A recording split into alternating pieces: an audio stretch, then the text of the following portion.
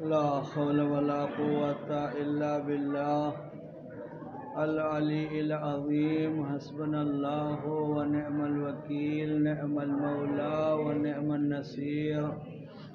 أعوذ بالله من الشيطان الرجيم. بسم الله الرحمن الرحيم. الحمد لله الذي هدانا لهذا وما كنا لنهتدي لولا أن هدانا الله. لقد جاءت رسل ربنا بالحق. الصلاة والسلام على أشرف الأنبياء والمرسلين مولانا وسيدنا ونبينا أبي القاسم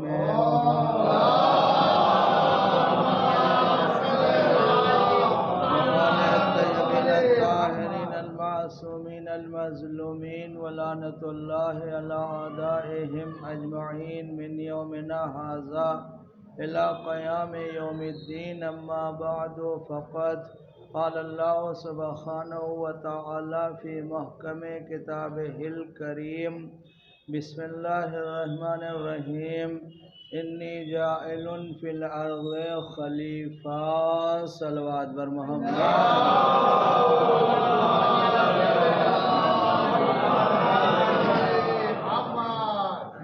اولا میں اپنی جانب سے آپ تمامی حضرات کی جانب سے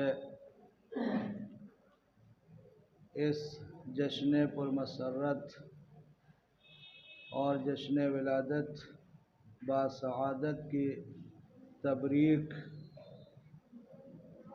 حجت الہی ہادی دوراں سلطان عصر رواں منتقم خون کربلا یوسف زہرا حضرت امام زمانہ عجل اللہ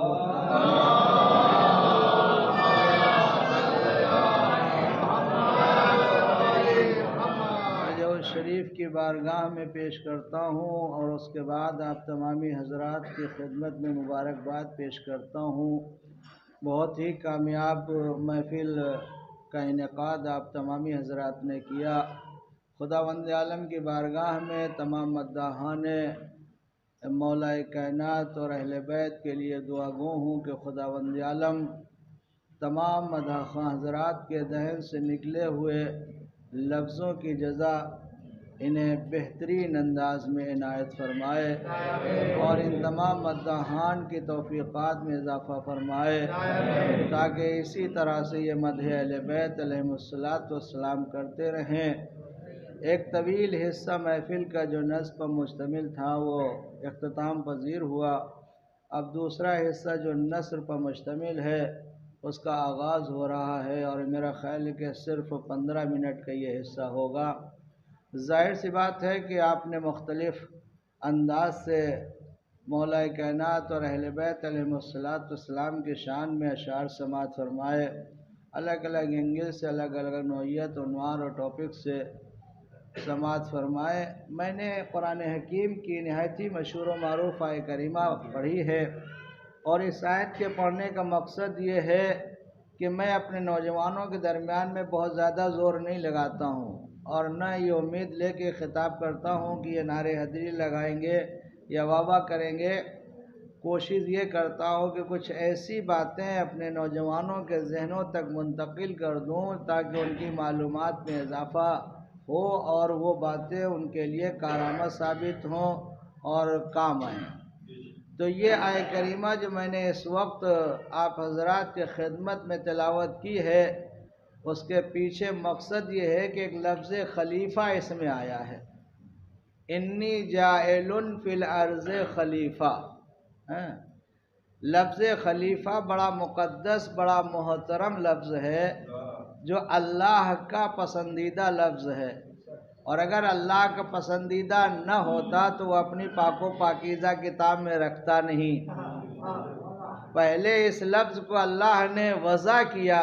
یہ ہمارا اور آپ کا لفظ نہیں ہے، اللہ نے اس لفظ کو وضع کیا. وضع کرنے کا مطلب بنایا، بنانے کے بعد اسے پسند کیا، پسند کرنے کے بعد اپنی معجز نما کتاب میں معجزہ بنا کے اس لفظ کو قیامت تک کے لیے محفوظ کرا دیا. صلوات بھیج دیجئے محمد.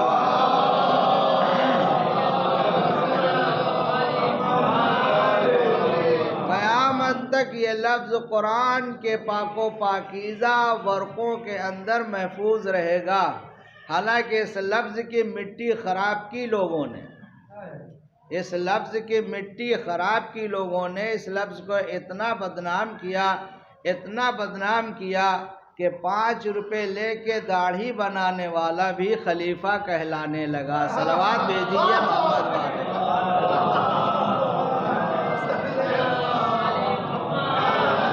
اس سے زیادہ اور کیا مٹی خراب کہ وہ لفظ جو اللہ کو پسند تھا، اللہ نے معجزہ بنایا، پاک و پاکیزہ کتاب میں رکھا، اور کائنات کے سب سے پہلے بشر کے لیے استعمال کیا.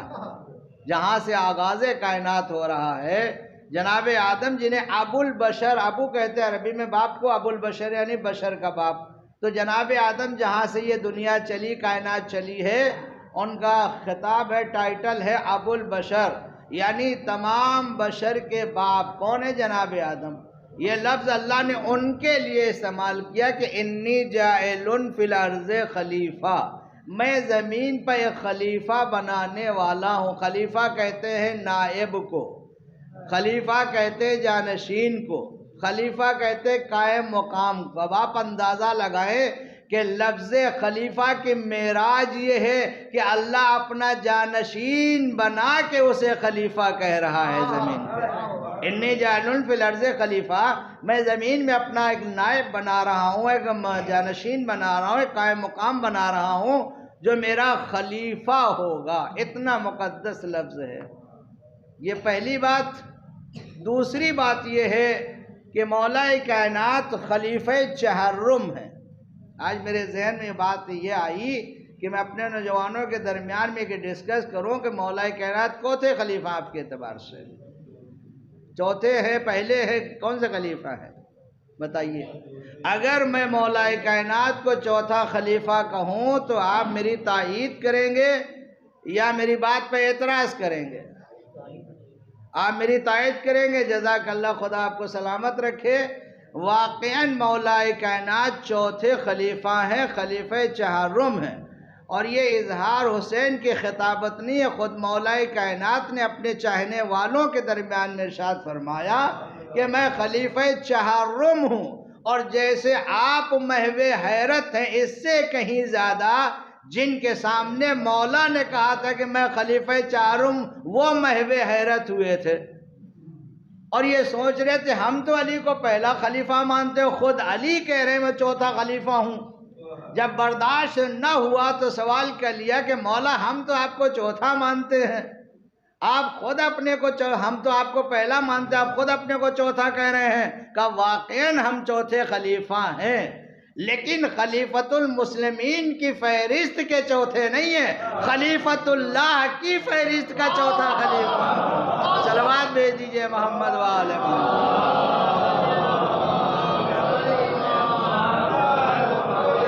جتنے بھی خلیفہ بنائے گئے، بگاڑے گئے، وہ خلیفۃ المسلمین ہیں. علی خلیفۃ المسلمین نہیں ہے، علی خلیفۃ اللہ ہیں، اللہ کے خلیفہ ہیں.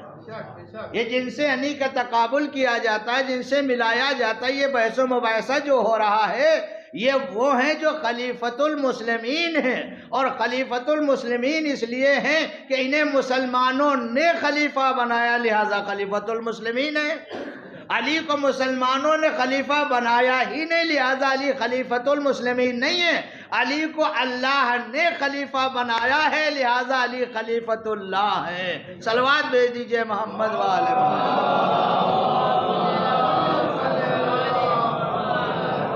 بھائی. جن مسلمانوں نے اپنا خلیفہ بنایا وہ خلیفۃ المسلمین ہے، جسے اللہ نے بنایا وہ اللہ کا خلیفہ تھا. خلیفۃ اللہ چوتھے خلیفہ ہیں. اب آپ یہ سن لیں، اپنے ذہن میں محفوظ کر لیں کہ علی چوتھے خلیفہ کیسے ہیں.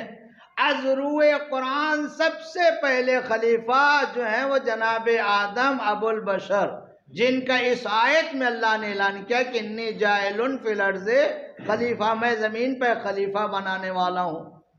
قرآنی پہلے خلیفہ کا نام کیا ہے؟ آدم. پھر ریپیٹ کر رہا ہوں، تکرار کر رہا ہوں تاکہ آپ کے ذہنوں میں محفوظ ہو جائے، اس لیے کہ علی خلیفۃ اللہ ہے، خلیفۃ المسلمین نہیں ہے۔ یہ معلومات میرے نوجوانوں کے ذہنوں میں محفوظ ہونا چاہیے۔ علی خلیفۃ اللہ ہیں، اور خداوند عالم نے قرآن مجید میں 4 خلافتوں کا اعلان کیا ہے، اور ان 4 خلافتوں میں اگر پہلا نمبر کسی کا ہے وہ ابو البشر جناب آدم علیہ السلام ہے، جن کا تعلق براہ راست اس آیت سے ہے۔ یہ کہہ سکتا ہوں کہ آیت اللہ نے جناب آدم کی شان میں نازل کی ہے، انی جاعل فی الارض خلیفہ، میں زمین پر خلیفہ بنانے والا ہوں۔ تو جناب آدم سلسلہ خلافت الہیہ کی پہلی کڑی ہے، یا لفظوں کو بدل دوں اگر آپ سننے کے لیے آمادہ، سلسلہ خلافت الہیہ کی پہلی کڑی کا نام ہے جناب آدم۔ اللہ نے جن خلفاء کو خلیفہ بنایا ہے ان کا آغاز ہو رہا ہے جناب آدم سے، اور دوسرے خلیفہ ہیں قرآنی جناب داؤد علیہ السلام، اللہ نے جناب داؤد کو خلیفہ بنایا، اور تیسری منزل خلافت پر اللہ نے متمکن کیا، جلوہ افروز کیا ہے جناب ہارون کو، جو جناب موسیٰ کے خلیفہ تھے، اور چوتھی منزل میں اللہ نے چوتھی خلافت عطا کی ہے مولا متقیان حضرت علی ابن ابی طالب علیہ السلام۔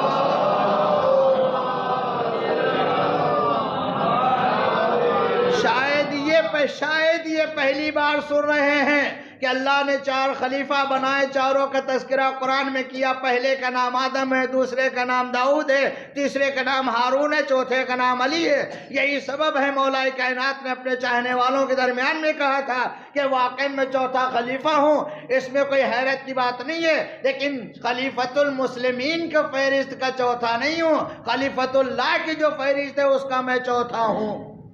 تو یہ 4 خلافتیں اللہ نے جو قرآن مجید میں رکھی ہے، جن کا تذکرہ کیا ہے، اس کے چوتھی منزل پر متمکن ہے شہزادہ فاطمہ بنت اسد لخت جگر جناب عمران معروف بجناب ابو طالب علیہ السلام۔ صلوات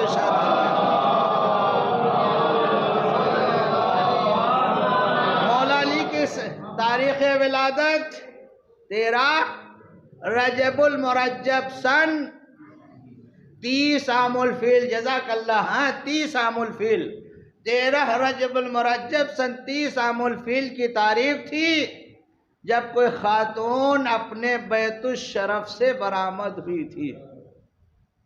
دیکھیے لفظ سمیٹ کے چن کے، چونکہ ایک سلسلہ شروع ہو جاتا ہے تو جیسے شعراء کو جوش آ جاتا ہے، خطباء کو بھی جوش آ جاتا ہے، میں اپنے کو بہت روک کے آپ کے درمیان میں بہرحال کنٹرول کر کے چنے چنائے لفظ آپ کی خدمت پہ۔ 13 رجب کی تاریخ تھی، ایک خاتون اپنے گھر سے برآمد ہوتی ہیں بغیر کسی کو بتائے ہوئے، اور خرامہ آہستہ آہستہ چہل قدمی کرتی ہوئی اللہ کے گھر کی طرف آتی ہیں، اور جب قریب بیت اللہ پہنچی ہیں تو وہ خاتون جو بغیر کسی کو بتائے ہوئے اپنے گھر سے نکلی تھی، انتہا یہ کہ جناب ابو طالب کو بھی نہیں بتایا جو ان کے شوہر نامدار تھے، ان کو بھی نہیں بتایا۔ آنے کے بعد طواف خانہ کعبہ کر رہی تھی، طواف خانہ کعبہ کرتے کرتے درمیان طواف کعبہ درد ذہ محسوس ہوا۔ درد ذہ ولادت کے، ڈیلیوری کے درد کو درد ذہ کہتے ہیں۔ فاطمہ بنت اسد نے درد ذہ محسوس کیا، ٹھہر گئیں، اپنے شکم اقدس کو دیوار کعبہ سے مس کیا، غلاف کعبہ تھاما، آسمان کی طرف دیکھا، اے اللہ میں تجھ پر ایمان لے۔ پہلا فقرہ جو خاتون کی زبان پر جاری ہوا، شکم مس ہے دیوار کعبہ سے، ہاتھوں میں غلاف کعبہ ہے، رخ آسمان کی طرف ہے، زبان پر پہلا فقرہ جو آیا ہے، اے اللہ میں تجھ پر ایمان لائی۔ توجہ، میں تجھ پر ایمان لائی۔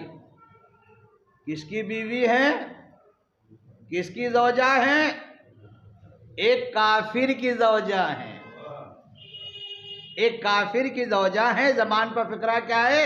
اے اللہ میں تجھ پر ایمان لائی، تیرے رسولوں پر ایمان لائی، تیرے ملائکہ پر ایمان لائی، تیری کتابوں پر ایمان لائی، میری اس مشکل کو آسان کر دے۔ جائیے نوجوانوں تاریخ اسلام پڑھیے، اور جہاں جہاں ولادت مولا کائنات کا چیپٹر ہے، واقعہ لکھا ہوا ہے، حالات لکھے وہاں پڑھیے گا، یہی فقرے تھے۔ دیوار کعبہ سے اپنے شکم کو مس کر کے غلاف کعبہ پکڑ کے فاطمہ بنت اسد نے کہا، اے اللہ میں تجھ پر ایمان لائی، تیرے رسولوں پر ایمان لائی، تیری کتابوں پر ایمان لائی، تیرے ملائکہ پہ ایمان لائی۔ اب جائیے مسلمان سے پوچھئے کہ جب کوئی کافر مسلمان بنتا ہے تو کیا کہتا ہے؟ اشہد اللہ کہہ کے یہی تو کہتا ہے اللہ میں تجھ پر ایمان لایا۔ اشہد ان محمد رسول اللہ پڑھ کے یہی تو کہتا ہے خدایا میں تیرے رسولوں پر ایمان لایا۔ اسی طرح سے جناب فاطمہ بنت اسد نے کہا، اور اس کے بعد ارشاد فرمایا کہ میری اس مشکل کو آسان کر جس میں میں مبتلا ہوں، یا درد ذہ میں، یا لفظوں کو آسان کر دو خدایا تجھے واسطہ ہے اس مولود کا جو ابھی میرے شکم میں ہے۔ بہت توجہ سے نوجوان، یہ کون ہے؟ یہ ابو طالب کی بیوی ہے، صحن کعبہ میں ہے، شکم کو دیوار کعبہ سے مس کیے ہوئے ہیں، ہاتھوں میں غلاف کعبہ تھامے ہوئے ہیں، زبان کو حرکت دے کے کہہ رہی ہیں اے اللہ میں تجھ پر ایمان لائی، تیرے رسولوں پر ایمان لائی، تیرے ملائکہ پر ایمان لائی، میری اس مشکل کو آسان کر دے، تجھے واسطہ ہے اس مولود کا جو ابھی میرے شکم میں ہے، یعنی پیدا نہیں ہوا ہے۔ جا کے تاریخوں میں پڑھیے، دعوتیں سخن دے رہا ہوں آپ کو، جا کے تمام تاریخوں کو پڑھیے۔ جیسے ہی فاطمہ بنت اسد نے کہا خدایا یہ میری مشکل آسان کر دے، تجھے واسطہ ہے اس مولود کا جو ابھی میرے شکم میں ہے، ابھی فقرے تمام نہ ہوئے تھے کہ سامنے دیوار کعبہ میں در بنا۔ ابھی دعائیہ فقرے تمام نہ ہوئے تھے کہ فاطمہ بنت اسد نے دیکھا کہ دیوار کعبہ میں در بنا۔ آپ نے جملوں پر غور ہی نہیں کیا، اگر غور کرتے تو یقیناً ولائے مولا کائنات کا تقاضا یہ تھا کہ آپ وجد میں جھوم جاتے۔ مادر علی نے کہا خدایا تجھے واسطہ ہے اس مولود کا جو ابھی میرے شکم میں ہے، میری یہ مشکل آسان کر دے۔ جیسے ہی دعا کی ویسے ہی دیوار کعبہ میں در بن گیا۔ اس زمانے کے مسلمانوں علی پیدا ہونے کے بعد مشکل کشا نہیں بنے ہیں، پیدا ہونے سے پہلے مشکل کشا تھے۔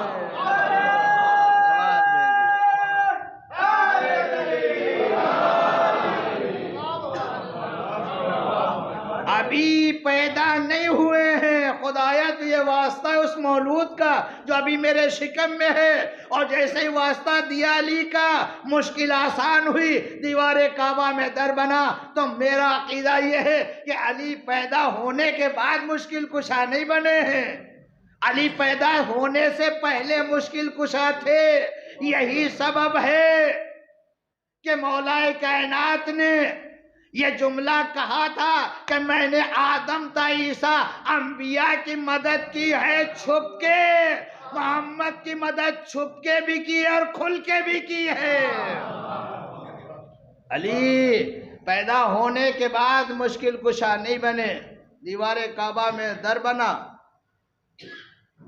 اب آپ انصاف سے بتائیے، خواتین ایسے ایام میں، یہ میری زبان بہت سیدھی سادی کر کے آپ کو سمجھانے کی کوشش کر رہا ہوں، جب کسی بھی خاتون کے شکم میں بچہ ہوتا ہے اور وہ وقت قریب آتا ہے جو ولادت کو ہوتا، ایسے ایام میں خواتین گھر سے نہ نکلتی ہیں اور نہ نکلنے دیا جاتا ہے۔ انتہا یہ ہے کہ سائے سے بھی پرہیز کرتی ہیں، نہ نکلتی ہیں نہ نکلنے دیا جاتا ہے۔ یہ عجیب علی کی ماں ہے، نہ شوہر کو بتایا نہ پڑوسیوں کو بتایا، نکلنی اور آئیں صحن کعبہ میں، اور جب دیوار میں در بنا ہے تو آپ نے دیکھا ہے قد و قامت، دیوار کعبہ کوئی معمولی 2-4 فٹ کی نہیں ہے، اس کی قد و قامت دیکھیے۔ جب در بنا ہوگا تو کچھ آواز آئی ہوگی، اور یقین جانیے کہ اگر کسی 8 فٹ کے مکان کی دیوار پھٹے اور گرنے کے نوبت آئے تو اچھے اچھے سورما ہیں بھی وہاں نہ رکیں گے، کہ جائے کہ کوئی خاتون وہاں کھڑی رہے۔ اور خدا کے قسم عجیب لطف کے جملے ہیں کہ دیوار میں در بنا بھی بجائے پیچھے ہٹنے کے یہ آگے بڑھی، بجائے پیچھے ہٹنے، اب آپ لطف نہیں لیں گے تو کون لے گا؟ بجائے پیچھے ہٹنے کے یہ آگے بڑھی۔ آگے بڑھنے کے پیچھے مقصد یہ تھا کہ فاطمہ بنت اسد بتانا چاہتی تھی کہ فرار کی ماں نہیں ہوں، کرار کی ماں ہوں۔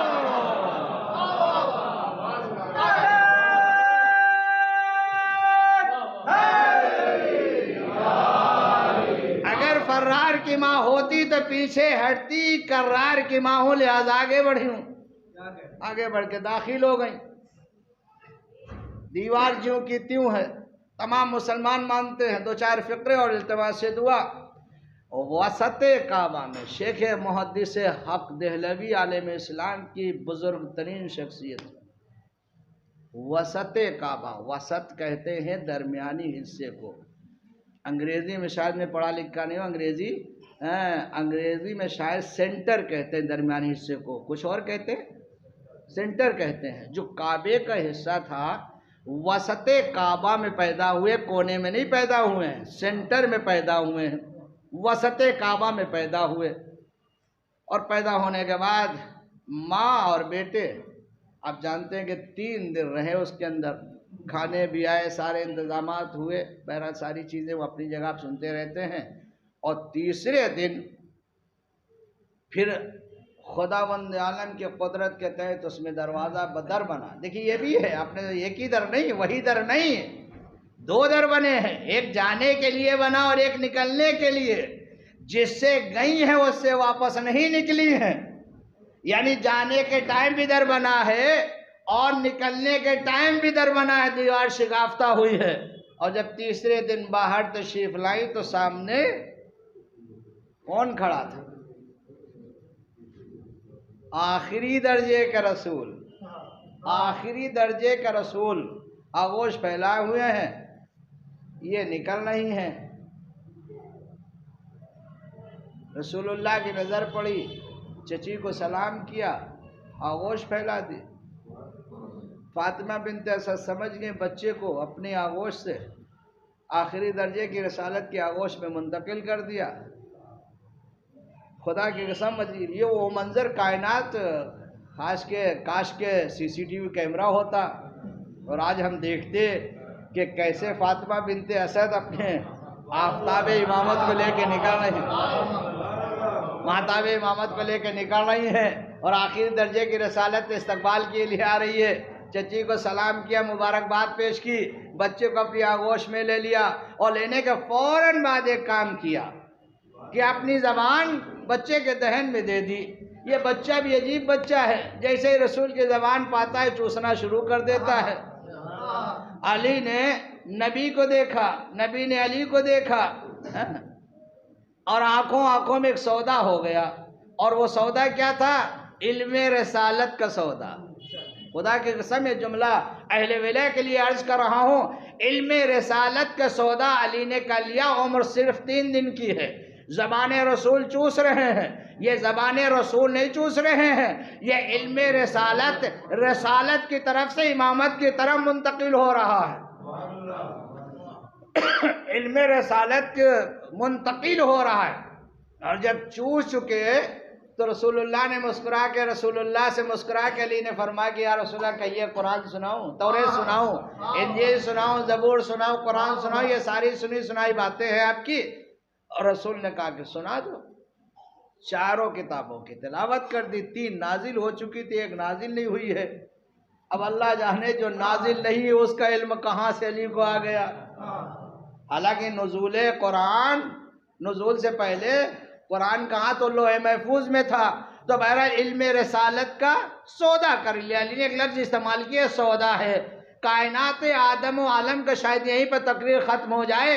کائنات آدم و عالم کا یہ واحد اور آخری بچہ ہے جو 3 دن کے بچپنے میں زبان رسول چوستا ہے تو علم رسالت کا سودا کرتا ہے، عالم شباب میں ایک شب بستر رسول پر سوتا ہے تو خدا کی مرضی کا سودا کرتا ہے۔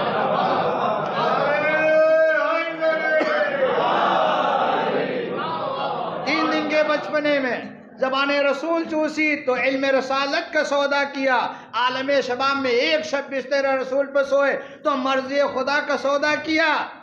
زبان رسول چوسا رہے ہیں، علی چوس رہے، رسول چوسا رہے علی چوس رہے ہیں۔ اور اسی موقع کے لیے دعا کیجئے، جو 4 مصرے پڑھنا چاہتا ہوں یاد آ جائیں۔ رسول چوسا رہے ہیں، علی چوس رہے ہیں، نبی علی کو دیکھ رہے ہیں، علی نبی کو دیکھ رہے ہیں، اور حسین منظر ہے۔ اور اس موقع کے لیے شاعر کہتا ہے کہ لعاب دہن پیا پی کے کھول دی آنکھیں۔ جانتے ہیں نا، علی نے کعبے کے اندر 3 دن میں نہ ماں کا شیر پیا ہے نہ آنکھیں کھولی ہیں، جب آغوش رسول میں آئے تو آنکھیں کھولی ہیں۔ لعاب دہن علی کی پہلی کائنات کی غذا تھی، اس سے پہلے کوئی غذا نہیں استعمال کی ہے، اور نہ علی نے آنکھیں کھولی ہیں، اب پہلے مرتبہ آنکھیں کھول کے جمال رسالت کی زیارت کی ہے۔ شاعر کہتا ہے کہ لعاب دہن پیا پی کے کھول دی آنکھیں، زمانے بھر کے مورخ بیان دیتے ہیں، بہت توجہ سنیے گا، لعاب دہن پیا پی کے کھول دی آنکھیں، زمانے بھر کے مورخ بیان دیتے ہیں، اور جناب فاطمہ زہرا کا عقد کرنا تھا، نبی پاک علی کو زبان دیتے ہیں۔